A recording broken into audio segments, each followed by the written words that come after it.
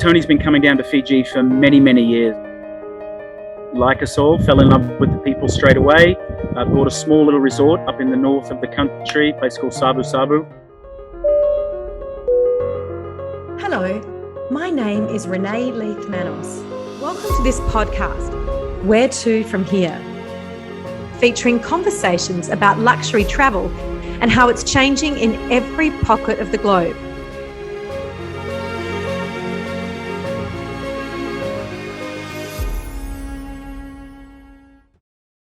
Australia is certainly excited to be travelling to Fiji. How are things there? Is it really busy? Where are your tourists coming from? Give us a snapshot of where you're at Six Senses Fiji.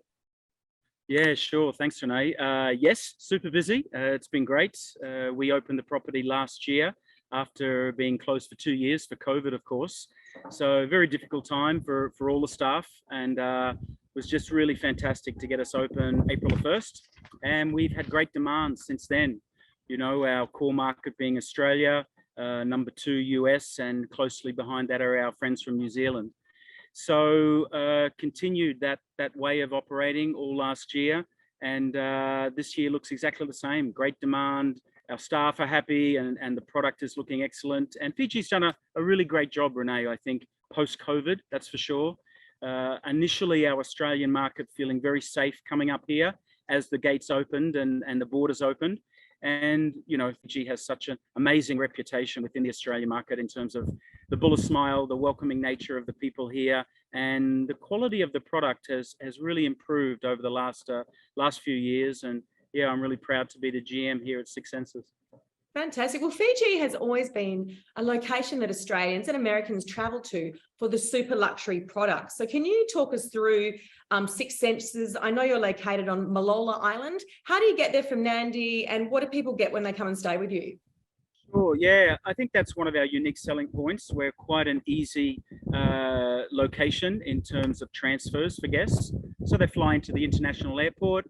If they're taking a helicopter transfer, they're here within 10 minutes. Landing on the helipad, we'll all meet them, and we'll drive down from the helipad, a 2-minute golf cart ride into the main reception area for a glass of juice or champagne. Another way to do a transfer is to arrive at Nadi Airport, take the 20-minute chauffeur-driven car down to the marina, Port Denarau Marina, and then one of our boats will bring you across, and that's about a 45-minute journey, passing the islands of Muscat Cove and coming across to our port here at Six Senses. So quite easy transfers. Guests coming in early. That flight from Los Angeles arrives early in the morning, so our guests are here for breakfast and have the whole first day. And any of those flight connections from Australia or New Zealand throughout the day, we've still got guests arriving at 10 o'clock at night. So easy access. Is Six Senses the only thing or the only property on that island, or? No, you would probably think that when you arrive here now. I'm looking out over the property. We're about 120 acres of Malolo Island, but there are a couple of other smaller hotels on the island and a couple of villages on the island. But we're quite expansive here for a small hotel, and that gives us certainly a great sense of privacy, isolation. You can't see the other resorts. We're in our own couple of bays. We've got a couple of marinas here, but beautiful island, Malolo Island. The climate out here is fantastic year round, and as we just discussed, you know, the access to international airport is really easy. It's easy. And what differentiates the Six Senses DNA? Yeah, sure. Look, there's a couple of aspects to the Six Senses DNA. Our pillars certainly focus around our sustainability efforts. They focus on our wellness offerings, and also our, we say, extraordinary experiences. Yeah, so something a little bit out of the box, be it cultural, be it related to the sustainability. So certainly they're the 3 pillars that you'll find amongst all of the Six Senses properties, and some similarities. But each Six Senses is different. If you go to Six Senses in Koh Samui, or if you go to Six Senses in Portugal, you're going to find not the same construction style, not the same layout.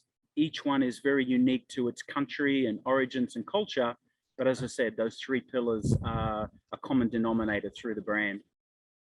And what are you seeing that your luxury clients are asking for and looking for now that perhaps they weren't a few years ago? Sure. I think once again, there's some commonalities amongst the luxury traveler. They certainly want great, comfortable accommodations with all the cutting edge technologies that you would expect. They certainly are looking for a great food and beverage experience, local foods. And we focus on that here at Six Senses with our Eat with Six Senses program. Nothing packaged, nothing pre-made. Everything is made from scratch. We grow a lot ourselves, use local suppliers, organic suppliers. And I think the third thing for the luxury traveler is definitely service. They're looking for prompt, efficient service. And we have the great advantage here with the Fijians and the fantastic service that they offer our guests, which is really a unique part of the experience, Renae. That connection between my hosts and guests is critical for the whole experience. Well, I think the Fijian people too. I mean, I went to Fiji when my twin children were about 3. I'm a single mum, and I just needed a break. And the way that those people loved my children and the way my children loved them back was something quite extraordinary, right? I mean, they're just so warm and loving to everybody, but particularly children. Particularly, no, you've hit the nail on the head. It's you need to come back, bring the kids back. How old are they now? Nearly 16. Fantastic. Well, we've got a great water sports program for them. Cloud Break is just here, so we can teach them surfing. We have amazing surf breaks around. We have a whole array of all the other water sports you would expect, from diving, amazing diving, snorkeling, fishing, parasailing, jet skis, stand-up paddle boards. There is so much here for that age group, but you're exactly right. Maybe going down to one of the hotels on the Coral Coast or into Denarau, and now they're coming back out here with their kids, and you can just see the comfort level they have with the interaction between the Fijians and their kids. Yeah, one of the great things about Fiji is there is something there for every budget. When your children are younger, that you can go somewhere else if you want to. I remember having an adventure at Castaway Island with my kids, which was incredible. There's just so much there. And I mean, even if you put Six Senses as part of a holiday package, there's a lot of flexibility. And I think a lot of travelers don't realize that. They think of Fiji as one thing, and it's actually a lot of things. And there's a lot, within the luxury space as well. There's so much. I ran a couple of properties here. I'm dating myself now, but going back 16, 17 years. My daughter's 15, so it was before she was born, but I ran a property called Vatulele down on this side of Fiji. And we were probably one of the first barefoot luxury boutique hotels, along with Turtle Island. Yes. And, in that period, you're exactly right. The luxury sector has really boomed. Well, boom's probably the wrong word, because Fiji is still all about small hotels on the island.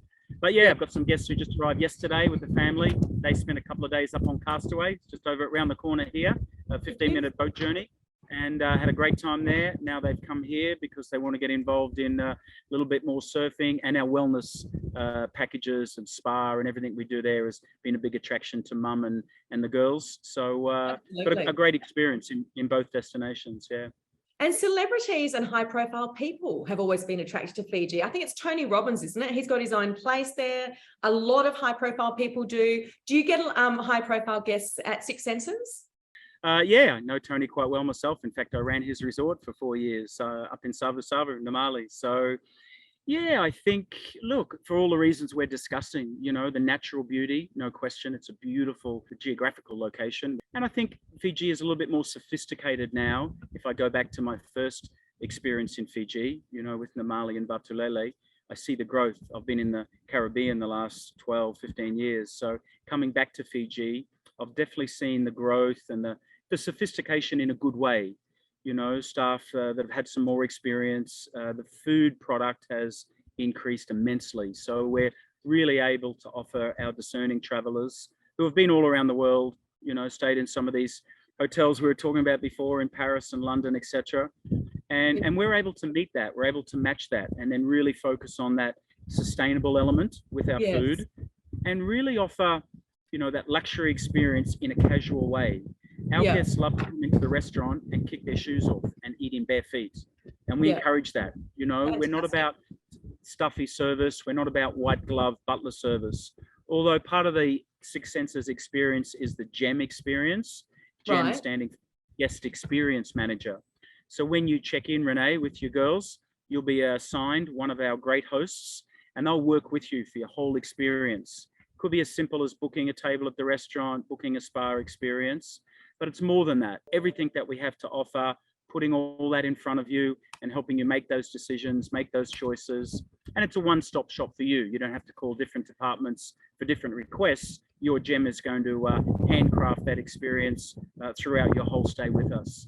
Look, it's such a great idea. I mean, especially not so much in Fiji, but there's a lot of foreign locations that, I travel to, and you really don't even know what's there. You don't necessarily speak the language, and you do need someone to guide you and say, look, what sort of food are you after? What, because, each traveler, each luxury traveler is after different things, as you know, and to have someone to cater to that and say, well, look, if you're into massages, this is what I'd recommend. That's exactly what you want when you're paying a lot of money to stay in a beautiful property like yours.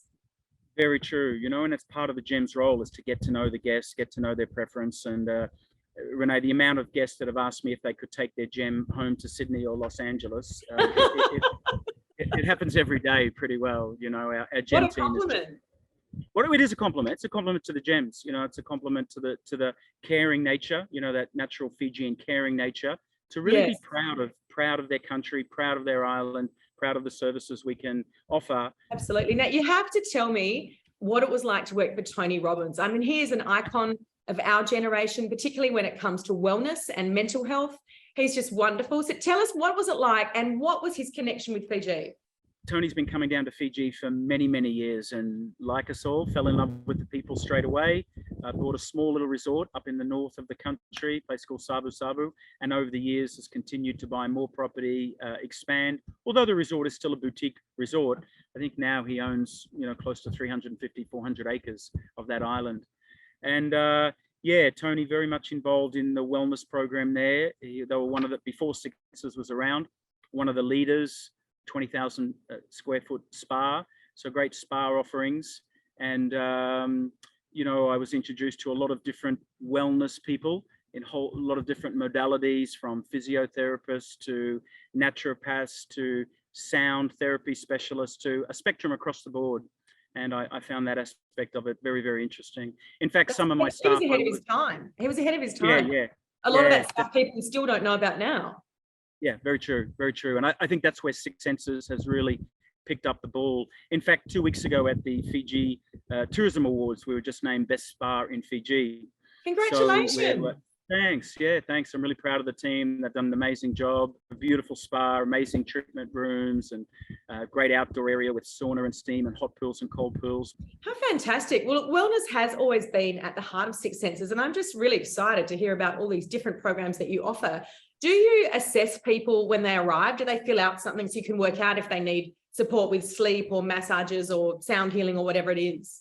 Yeah, we sure do. But again, that's every guest's personal intention or personal choice. Right. As I said, some guests may just like to have a couple of massages, but you can dive in as deep as you like there, and our therapist will take you through a whole health screening. We have the traditional treatments that you would expect in terms of massages and facials and manicures and pedicures.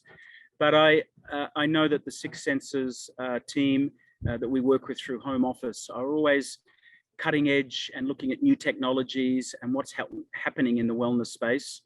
There's been a lot of talk amongst our wellness practitioners. We've really seen our guests needing a holiday more than ever.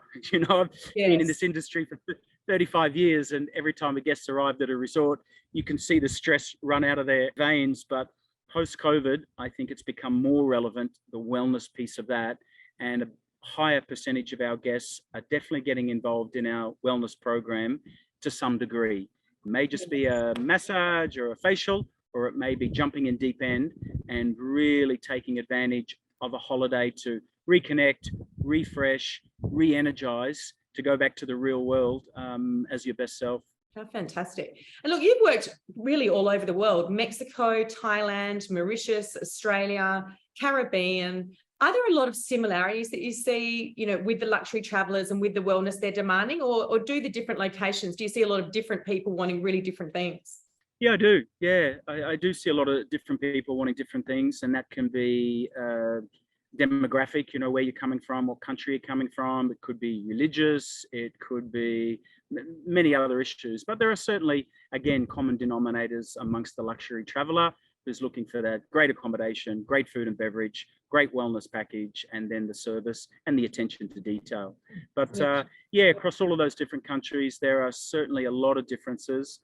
And I think, for me, you're coming to Fiji for the Fijian culture, or you're going to Mexico for a little bit of the Mexican culture. Great thing that Six Senses does. And I think we offer that really well to guests. You're going to get a really great feel of what is Fiji about. And that's an important connection for our guests as well. And what keeps calling you back to Fiji? Because you've been, backwards and forwards many times, and you've obviously chosen to be there again right now. Yeah, I have. It's simple. It's the people. I love working with Fijians, and I've got a few favorite places around the world. I did have a great experience in Mexico, away from the touristy areas. I spent some time in Mauritius. Thailand is a favorite country for me, particularly food. But the people of Fiji will draw me back every day. If I think about my first experience, Renae, back in 1998 in Vatulele, and Vatulele Island is one hotel with 4 small villages. So all of our staff, 99% of our staff, came from one of those 4 villages, and none of them had hotel degrees. Many of them had not finished high school. Young guys and girls, bringing them into our hotel, and we're a 5-star high-end hotel. Guests were paying high rates. But straight away, I saw that these people had the DNA, had that welcoming smile, welcoming spirit, had that willingness to really connect and interact with the people. Training on how to serve food, pour wine, whatever it may be, was the simple part, but that real love for hospitality and that welcoming nature, I think is very unique to Fijian people. And again, I've worked in a few different locations with different. Yeah, no, I totally agree, because I've also traveled to a lot of locations, and it's just wonderful. And Mark, where do you like to travel when you go away? And is it in luxury, and is it or wellness luxury? Yeah, it is. It's a little bit of both. I was away a few weeks ago, and I went on a camping trip and slept on the beach for a couple of days. So I can do both. But luxury sector is great. I do like a wellness aspect to my vacation. Living in isolation on a small island, it's usually related to a city. So I do like to go into big cities, London, New York, Sydney, Melbourne, wherever it may be, and experience the buzz. And then after about 7 days, Renae, I'm good. I'm yearning to get back to the island. But so generally bigger cities, a lot of time catching up with friends and family, and also staying connected with what's happening in the hotel industry. Us general managers are addicted. We love staying at other hotels, and maybe there's a couple of ideas I can steal here, or see how you're doing it, and just keep the juices flowing. But it's such an exciting industry, and I see that we're all appreciating it so much more, which is just great. No, 100%. It's just but you're not the only ones who are addicted to travel, so are all the writers. We love that. I've got a group coming up. Looking ahead this year, what is your biggest challenge sitting in Fiji at Six Senses? Yeah, our biggest challenge this year, I think it's continuing to offer the services and the facilities that guests are looking for. It's meeting guests' expectations. That will always be a challenge, when you're working in isolation. That was always the attraction for me, Renae, getting into the hotel business. I didn't really want to work in a city. I wanted the challenge of a remote location, and that has so many challenges, from weather. We just had a Cyclone Kevin pass in our area about 5 or 6 days ago. So it's weather challenges, it's logistics of just getting items to the resort, it's human resources, staffing, manpower. You have all of those challenges, I think, on steroids when you work on a small remote location. So it's a challenge every day. No day is the same. Every single day is different. I enjoy boutique hotels a lot because a lot of my focus is at the front of house also. I meet every guest when they arrive, welcome them, give them a little orientation along with our gems, spend a lot of time with our guests throughout their stay. That's the essence of hospitality for me. I certainly have some administration work and strategic work to do. My first job in hotels was with Club Med in Mexico 35 years ago. And I learned very quickly the focus is all about the guests. Treat your guests well, treat your guests with respect, listen to your guests, and your business will be successful. And I try and impart that onto our young staff today. And it's a simple message, but I still think it's a relevant message 35 years on from when I first started. Yeah, I couldn't agree more. And look, before we go, I have to ask you, do you keep in touch with Tony Robbins? And when you worked with him, does he ever switch off? Because, whenever we see him in the media, he's always on. That's him. That's him. Yeah, there is 100 miles an hour or 150 miles an hour for Tony. That's it. What you see is what you get. Yeah. And where to from here? We ask all of our guests before we go, where to from here for you? And you might tell us what you're doing today, what you're doing this year. But Mark, where to from here for you? Well, from here, I'm sitting in one of our beautiful residences right now, Residence 11, and I've got a great view across the whole resort, sun setting here. I've got some guests arriving in about 35 minutes, so I'll go down to our marina and I'll meet them and welcome them to the resort. And after that, I'll head across to our main restaurant, Pool Beach, and guests will be gathering for sunset, and a glass of something cold down there will be nice. And then our restaurant operations open. We've got 3 restaurants opening tonight. Real casual experience in the pizzeria, nice wood-fired pizza under the stars. We've got an outdoor cinema there, so we'll show a movie there tonight. And we've got 2 other restaurants, one a themed restaurant offering Italian tonight, and mingle with our guests. And after that, I'll probably head up the back to our staff accommodation. It's Friday night, so our staff will be having a little social gathering there, and we'll have a little bit of fun, and my day's done. Wow, what an idyllic life you have. It sounds magical. Yeah, well, thank you. It's a great location. It's surrounded by great people, and I try not to take it for granted. But we're also serious about what we do. People pay good rates to come and stay with us.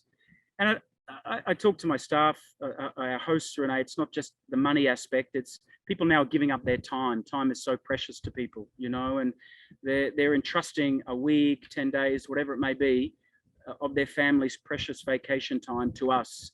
And we don't take that responsibility lightly. So we work extremely hard to make sure we can deliver on their expectations and really give them an experience that they're going to go home and talk about for a long time, and it's going to resonate with them. And I know that's sounding a little bit cliche, but I can be honest, all of our team talk about that regularly, and we take that seriously.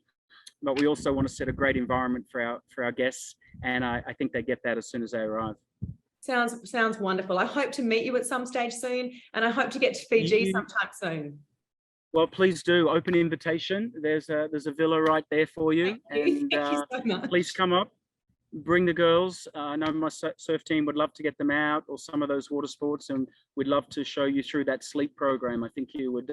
We can all get a lot out of that, definitely. Yes, I think that is the biggest problem right now that we are faced with, and everybody's talking about it. And there's programs popping up everywhere. So yeah, I would love to try that. Sounds fantastic, Mark. Thank you for your time. Love to have you.